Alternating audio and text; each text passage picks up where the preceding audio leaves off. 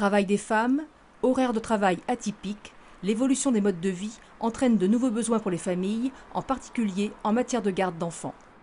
Je travaille de très bonne heure le matin dans une usine chez Socopa. Je pars à 6 heures le matin. J'ai besoin d'une nourrice de 6 heures à 9 heures avant l'école, quoi. Ou alors avant d'aller chez la nourrice. Donc ça permet aux enfants de rester... De rester au lit, de se lever tranquillement et de prendre leur déjeuner et de partir. Pour assurer la garde de leurs 2 enfants, Éric Guarnisson et Nathalie Alain, qui travaillent tous les 2 à l'usine Socopa, font appel à une structure créée sur le secteur de Châteauneuf-du-Fou en 2004, Loustic Service. Loustic Service a été créé par la communauté de communes de Haute-Cornouailles en partenariat avec les entreprises locales et particulièrement l'entreprise Socopa. Socopa est une entreprise agroalimentaire spécialisée dans le porc, employant plus de 700 salariés. Aujourd'hui, 14 familles sont concernées par ce problème de garde, ce qui représente quand même 40 enfants. Comment vous avez détecté ce besoin ? Tout naturellement, lors des phases d'embauche, hein, les questions se sont posées. J'ai 3 enfants ou j'ai 2 enfants.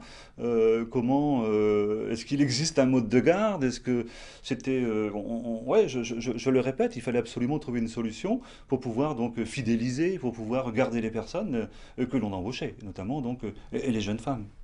Les gardes sont assurées par des salariés de structures adaptées comme les ADMR, Association d'aide à domicile en milieu rural, ou l'Association de développement sanitaire des Montagnes Noires, l'ADSMN. Ça fonctionne toute l'année, 7 jours sur 7. Par contre, sur des créneaux horaires très précis. C'est jamais après 9 h le matin et jamais avant 17 h 30, 18 h. Ça dépend des horaires de fermeture des garderies périscolaires. Depuis la création de ce service, le nombre de familles intéressées par ce mode de garde est en très nette augmentation. En 2004, quand ça a commencé, il y avait 14 familles. En 2007, il y en avait 37 et aujourd'hui, à mi-année, on est déjà à 36 familles. Donc on peut penser qu'on finira avec beaucoup plus de familles. L'objectif, c'est bien que toutes les familles puissent avoir accès à ce service. Donc on a une participation des familles qui est très basse. Pour vous dire, aujourd'hui, c'est entre 2,40 € et 5 € de l'heure et par fratrie. Alors que le coût est de plus de 20 €. Je pense que cette année, on va être aux alentours de 24 € de l'heure. Depuis l'année dernière, on participe donc au financement, l'entreprise, mais aussi donc le CE. Pour assurer l'équilibre financier d'un tel dispositif, la communauté de communes doit convaincre de nombreux partenaires.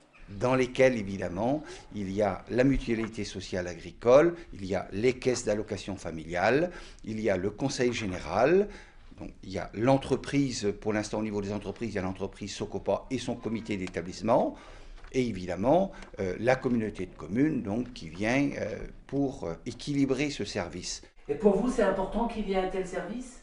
Ah bah oui, oui. Ouais. Et vous pensez que ça va continuer? Enfin, on espère, hein. Ça nous permet de travailler tous les 2. Les besoins sur les territoires sont nombreux. Ils varient en fonction des âges, des populations, des réalités sociales et économiques.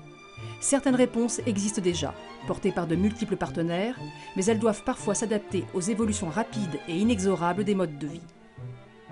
Chacun à son niveau doit faire preuve d'imagination, d'inventivité pour créer de nouveaux services répondant aux nouvelles demandes. C'est dans cette perspective que la MSA se place, s'appuyant à la fois sur la politique partenariale qu'elle a toujours menée et sur la richesse de son réseau de délégués, véritable caisse de résonance des évolutions des territoires.